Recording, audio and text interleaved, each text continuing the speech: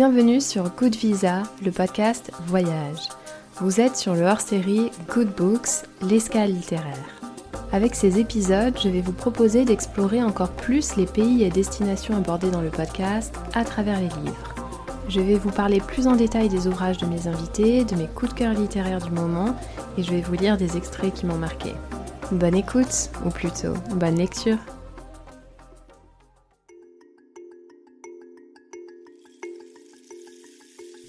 Bonjour à tous, bonjour à toutes, j'espère que vous allez bien. Je suis ravie de vous retrouver pour ce 3e épisode et aujourd'hui on continue l'aventure en Guyane. Et je vais bien évidemment commencer avec le livre de la dernière invitée du podcast, donc c'est Profite du chemin de Ludivine Labbé aux éditions Erol.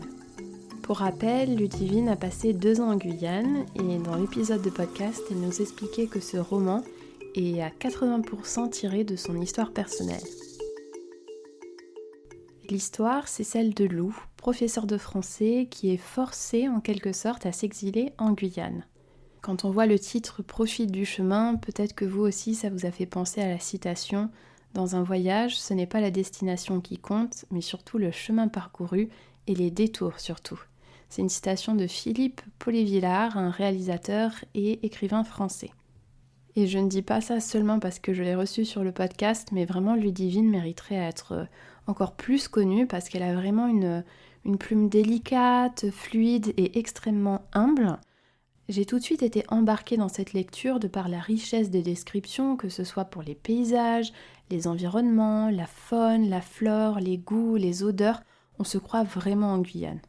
On va donc suivre l'évolution de Lou, le personnage principal, car sa vie en Guyane va être synonyme d'un véritable voyage intérieur. Alors je sais que je le dis beaucoup en ce moment sur le podcast, mais pour le coup c'est le cas. Tout va être chamboulé dans sa vie à travers ce voyage, que ce soit dans sa relation, ses amitiés, son travail, et elle va nous partager ses réflexions, ses doutes, ses peurs, et je pense que peu importe où on en est dans sa vie, on peut facilement s'identifier au personnage. Si je me permets de vous partager ça, c'est parce que j'ai vraiment eu des prises de conscience à la lecture de ce livre, qui n'avaient rien à voir avec ce que traversait le personnage, mais en fait ça invite tellement à la réflexion sur beaucoup de choses, sur beaucoup de thèmes, et c'est amené d'une façon très douce, j'ai envie de dire, et qui ne veut pas... Ludivine ne veut pas donner de leçons, même dans les personnages que Lou est amenée à rencontrer.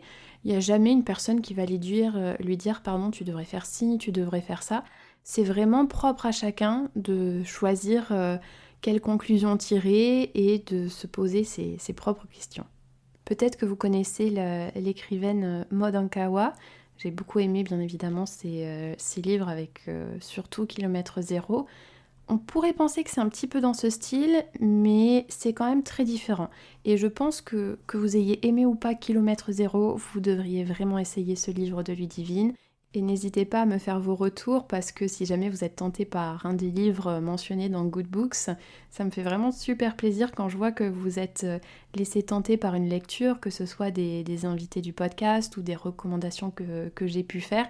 Et ensuite on échange ensemble sur qu'est-ce qu'on a pensé de tel ou tel livre, donc vraiment n'hésitez pas. Je me rends compte que c'est pas évident à chaque fois de vous choisir un extrait parce que j'ai pas envie de vous gâcher l'histoire, de révéler trop de choses. Donc là, j'ai décidé de poursuivre un petit peu un extrait que j'avais déjà commencé lors de l'interview avec Ludivine. En fait, à plusieurs reprises dans son expérience en Guyane, le personnage principal décide d'écrire des lettres à plusieurs personnes et un jour, elle décide d'écrire une lettre à l'Amazonie pour la remercier de toutes ces prises de conscience qu'elle est en train d'avoir. Donc c'est un extrait qui se situe, on va dire, aux 3/4 du livre.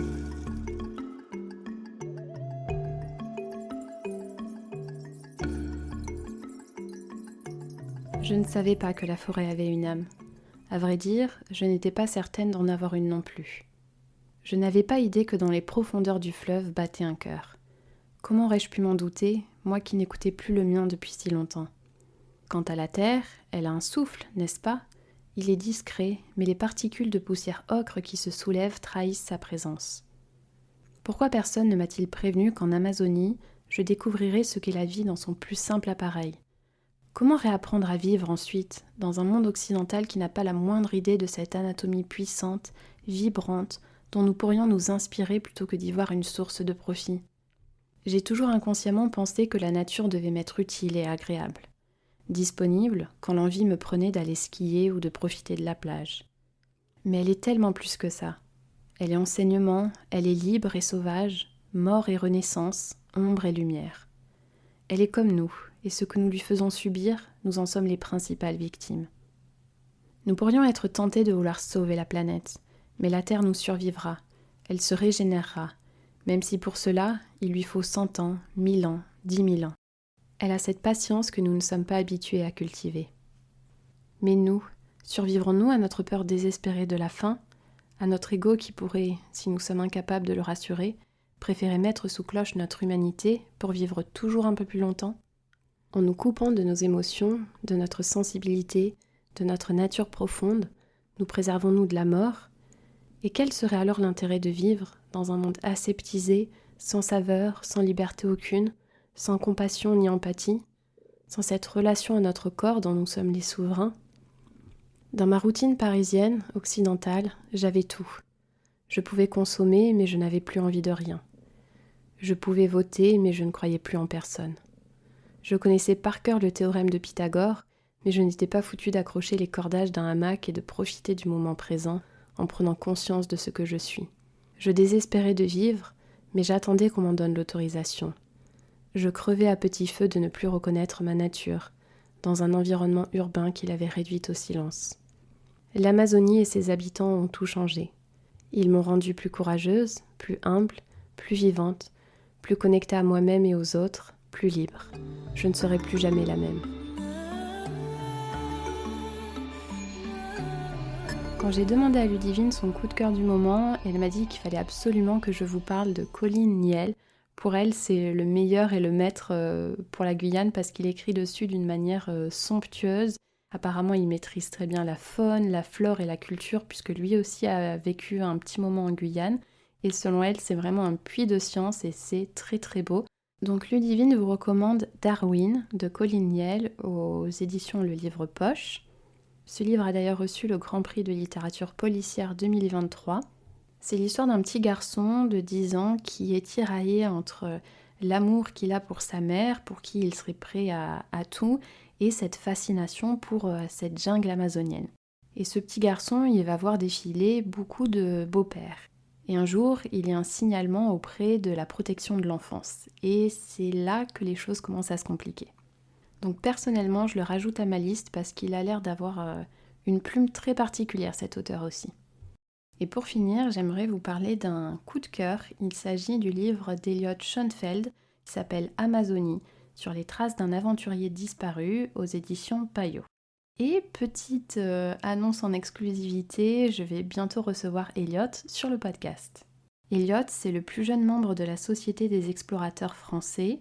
Et après avoir fait l'Islande, le désert de Gobi, l'Alaska, l'Himalaya, il est parti en expédition en Amazonie. Et en fait, un jour, Elliot tombe sur le récit, ou plutôt le carnet de voyage de Raymond Mauffret. Raymond Mauffret, c'était un explorateur de 23 ans qui, dans les années 1950, a disparu en pleine jungle amazonienne alors qu'il tentait de traverser la Guyane française d'ouest en est. Et Elliot s'est dit, j'ai envie de partir sur les traces de Raymond Mauffret, donc il s'est lancé dans une expédition tout simplement dingue. Elliot le dit lui-même, ça a été l'expédition la plus difficile, ou en tout cas celle où il a eu le plus peur. Et pendant toute cette lecture, en fait, on s'inquiète pour lui, on a presque peur au moindre bruit autour de nous parce qu'on est plongé dans cet environnement. Et en fait, Elliot arrive à nous transmettre cette fascination pour cette jungle amazonienne qui est à la fois dangereuse mais en même temps sublime. Et j'ai beaucoup aimé ce livre parce qu'en fait c'est comme si on lisait son journal intime, son carnet de bord au travers son aventure. Il va se livrer sans filtre, parfois avec beaucoup d'humour et avec beaucoup de sincérité sur tout ce qui le traverse comme émotion et comme prise de conscience encore une fois à travers son aventure, donc je le recommande vivement. Et en fait, je cède, j'ai vraiment envie de vous lire un extrait qui se situe à peu près au milieu de son aventure en Amazonie. La peur rend aveugle. En me calmant, tout apparaît. Ce qui était hostile devient accueillant, Et alors que je me croyais seule, la forêt me révèle des compagnons. Partout où mon regard se pose, la vie est là. Des grenouilles camouflées en feuilles, des phasmes déguisés en brindilles, des fourmis, un bout de feuille entre les mandibules avançant par centaines, telle une coulée de lave verte qui nettoie la terre, des macaques aux mains dorées qui tentent de m'effrayer en me jetant des bouts de bois, les singes araignées, les singes hurleurs. Quel bonheur d'être parmi eux.